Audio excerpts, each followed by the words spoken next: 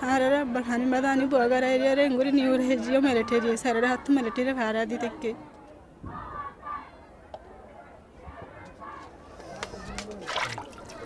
to budgeting gori bada mari thele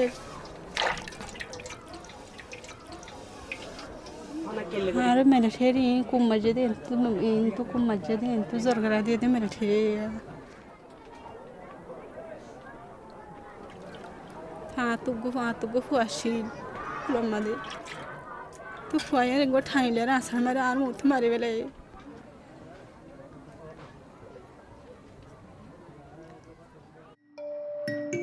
There are thousands of refugees entering Bangladesh every day.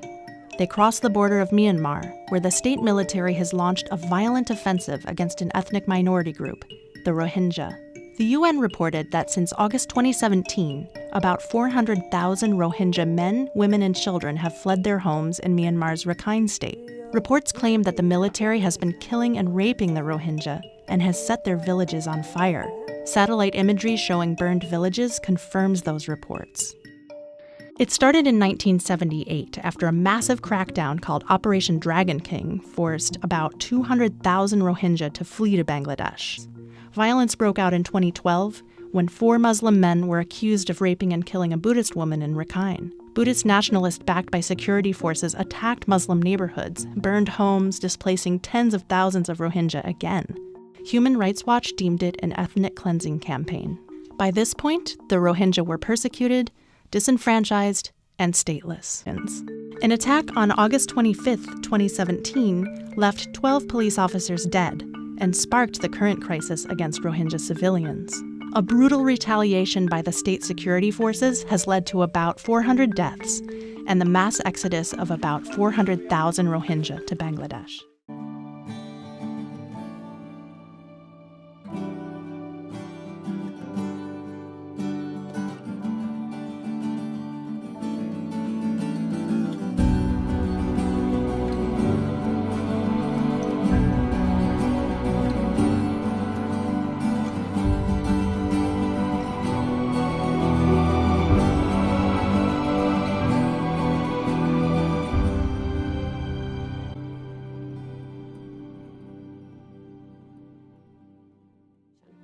In Canada, inclusivity and multiculturalism, though, is encouraged, and decades of liberal immigration policies have made the country a melting pot of ethnicities and nationalities. Government statistics suggest that within the next 15 years, nearly half of Canada's adult population will be foreign-born or have at least one foreign-born parent.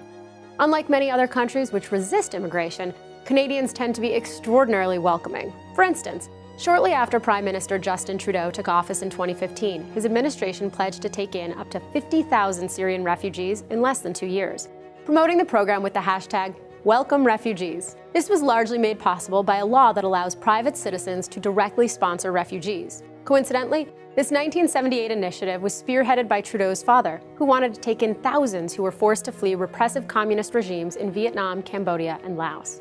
By 1980, Canada had resettled over 60,000 refugees, more than half of whom were sponsored by complete strangers. Canada's generosity toward immigrants and refugees is one of the many ways the country's laws have influenced its culture.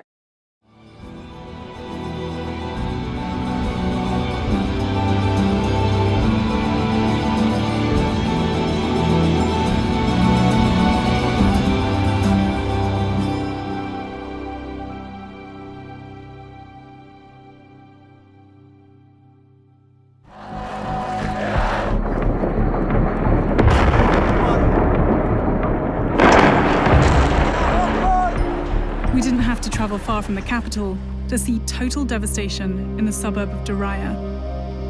We're literally just a kilometre or so outside of the city centre of Damascus.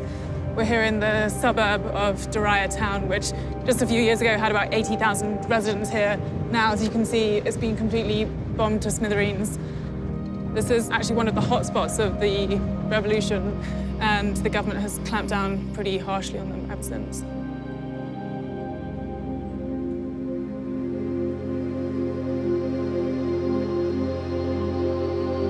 See bits and pieces of what remains of life here.